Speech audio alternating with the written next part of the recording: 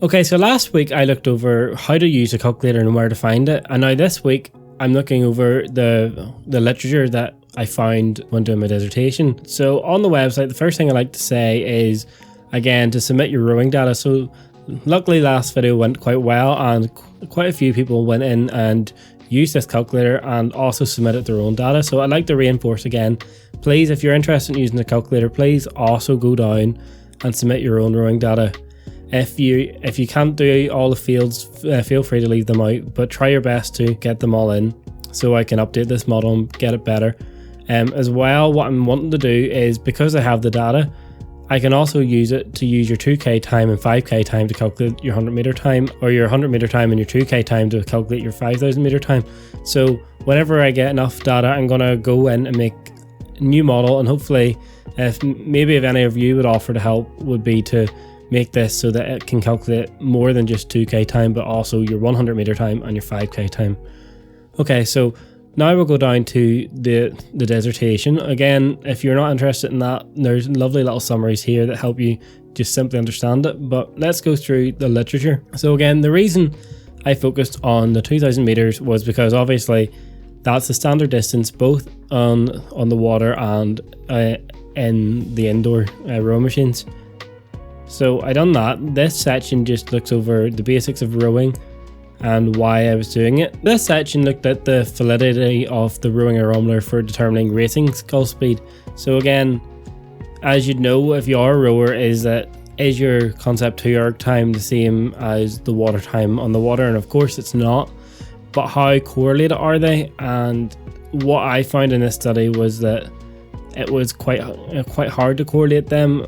As you'd know, it would be an extremely difficult thing to try and figure out, because weather conditions, water conditions, the boat you're in, how you're feeling on that day, the technique of the athlete, it all makes it the water more inconsistent than the erg, and that's why the erg is so commonly used, is because it's standardized. There's no getting away from it. You can't blame that the water that you were rowing against the current, because there's no such thing on the erg. So that's why they like it. But is that really that useful, that data? And of course it probably is quite useful, but it's not the whole picture. And coaches, please be sure not to use the erg time as the be all and end all, because it's not.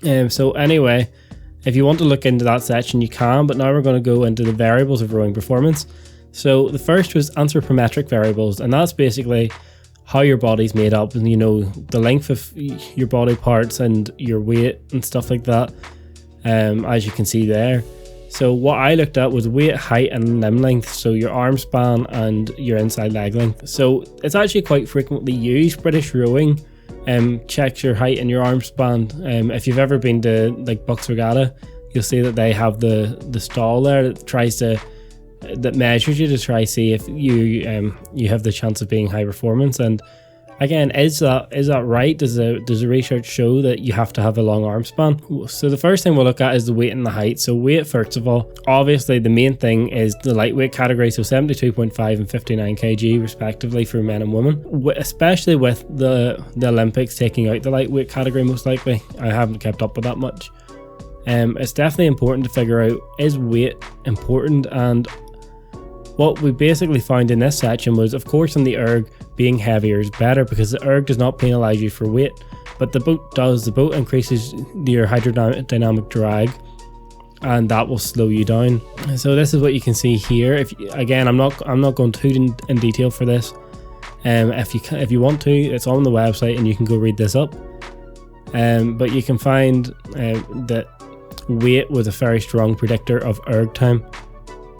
But whenever we look at stuff like this, so such as this study, quite an old study, found that in a 500 meter race, heavyweights only had a 4% advantage over a lightweight rower, but only a 2.5% advantage over 2000 meters. So this kind of shows, it's common sense again. In a 500 meter race, power is what wins, but over a longer race, endurance starts to take more of a role, and so weight, being strong and powerful isn't always the most helpful as the distance increases. So the advantage seems to downtrend as weight gets bigger. But the thing is, being heavier is also beneficial for time. So as it increases your power and stuff on the erg, it also does that in the water. So it's actually a balance of how much is that weight slowing you down versus how much is it helping you. And that was one of the key points in my calculator, was that although the weight does make your 2K time lower and makes it better, this is only because it's usually a lot more muscle mass, and it's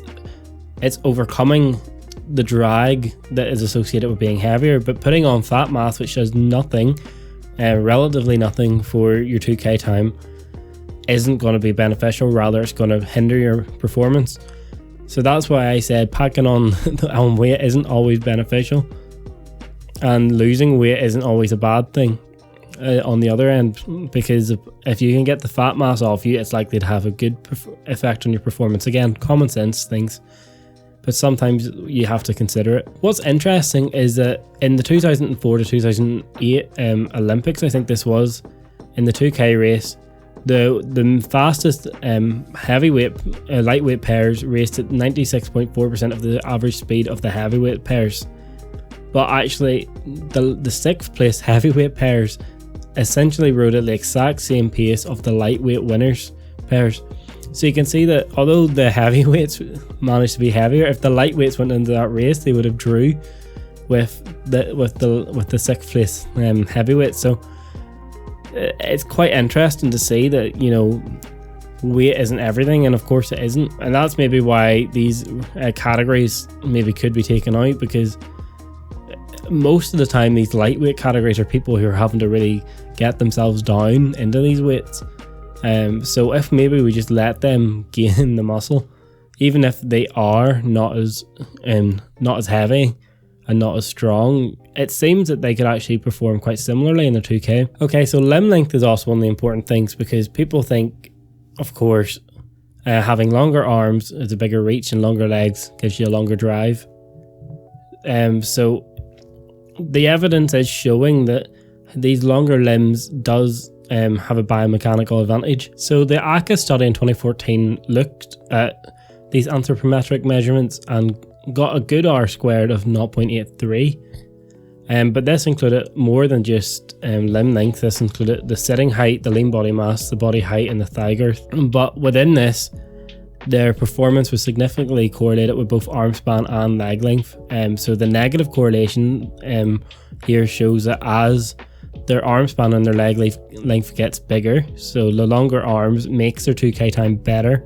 But within Majumbar's, he was more interested in looking at the mesomorphic somatotype, which basically means that you're pretty tall and you're muscular. And there's actually no significant correlation between the ectomorphic somatotype and their 2K erg time. And the ectomorphic somatotype would be a tall and skinny person. So this is one of the things that I was quite interested in because it seems that having longer arms and longer legs seems to be better, but the somatotype is showing that tall and skinny people don't perform as well as shorter and muscular people. So that's where the question lies in, is the fact that you have long legs and long arms actually an indicator of you being bigger overall? Does this mean that you weigh more? And is this actually just an indicator of your muscle mass and your weight, rather than the fact that your arms are just long? So that was one of the interesting things that I wanted to see. Now, into the fitness variables, in my study, I was limited to a questionnaire, so I couldn't do any fancy tests. So what I had to do was use something that most rowers would know, and unfortunately that meant that I had to get their 5k times and their 100 meter times to kind of indicate their power and their endurance. But obviously that became a problem because it turns into more of a conversion from your 5k time into your 2k time, because they're quite similar distances even though there is a gap between them. But rowing is an aerobic and anaerobic sport. It's about 70 to 80% aerobic, but there is the anaerobic side of it. So that was the kind of things I looked into here. Your aerobic was your 5k, your anaerobic was your 100 meter, and then flexibility. It's funny because flexibility is focused on a lot in rowing, but it hasn't been researched much, and the reason it's important is because again, goes back to the longer reach, the longer drive, which should be more efficient in the water. And it makes sense because every time that you have to take your blade in and out of the water is more time for error, more time for slowing the boat. And the more changes in direction is also what slows the boat. So if you can spend more time in the water using your movement, it can be beneficial. So yeah, aerobic endurance. So this was my 5k time. So this looks at all the different things of regenerating ATP, which is basically making sure you have enough energy. So really simply, you'd expect that having a higher VO2 max, which is basically the amount of oxygen that you can consume, would be beneficial for your 2k time. And of course it is, because the limiting factor to rowing performance is usually your VO2 max. Yeah, it's whenever the lactic acid builds up because your aerobic system isn't supplying enough energy to replenish the energy that you're burning in your muscles. If you understand exercise science a bit more, you understand the adenosine triphosphate and stuff like that. So there's been loads of studies that looked at the inverse relationship between having a higher VO2 max and a lower 2k time. Lower 2k time, again, is better performance. So there's been significant correlations between all of these. So this is where it gets interesting. So VO2 max is usually compared to your body weight. So how much oxygen can you consume compared to a kilogram of your body weight.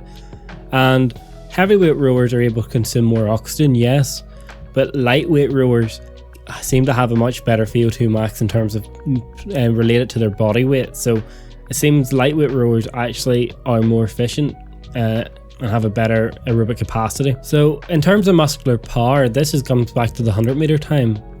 Although most of the race is aerobic glycolysis, this 20 to 30% is a significant part of the race, because as you know, races usually have a couple of seconds difference between them. And so when you're talking about that much of the race, of course the muscular power you have is important, especially when that's what gets you off the line, gets you ahead, and gets you to the finish line. So there is strong correlation in junior rowers and in adult rowers of your muscular power and your 2k time. And you can go have a look at all these studies in more detail if you go onto the website again. Now lastly is flexibility. So basically it was known that being more flexible increases your stroke length, but there was no studies that correlated your flexibility with your 2k time. It only compared it to other things. So that's one of the things that was quite unique with this paper. And the other thing that was unique with this paper was that the things that I'm using are so easy for coaches to get access to. I'm not asking you to go to a lab and get an accurate VO2 max reading like other studies would. They use all these fancy terms. This is such simple data that you'll have or can easily get from your rowers, and that was why I thought this study was quite useful. The other thing to note before going into data analysis next week is that although things can be correlated, that doesn't mean that they're predictors of 2k time. It just happens that because if this thing increases, your 2k time gets better, doesn't mean that thing is making your 2k time better. It just happens to go alongside something else which is. But this is why this table is important. You need to be careful with this table because it's looking at the correlation between one thing and another, and unfortunately that's not the be all and end all. So yeah, just to sum this video up, the 2k calculator is here on cavanhagan.com/rowing-calculator. Please enter your data here. I'll be really happy to get it so I can update the model, especially with the new features. And the full dissertation's here with as well as some summary and advice for coaches and rowers. And again, please, if anyone is willing to help me make this into the new updated calculator, that'll be really helpful because I don't know how to code too well. So thanks very much for watching, and I'll see you all next time.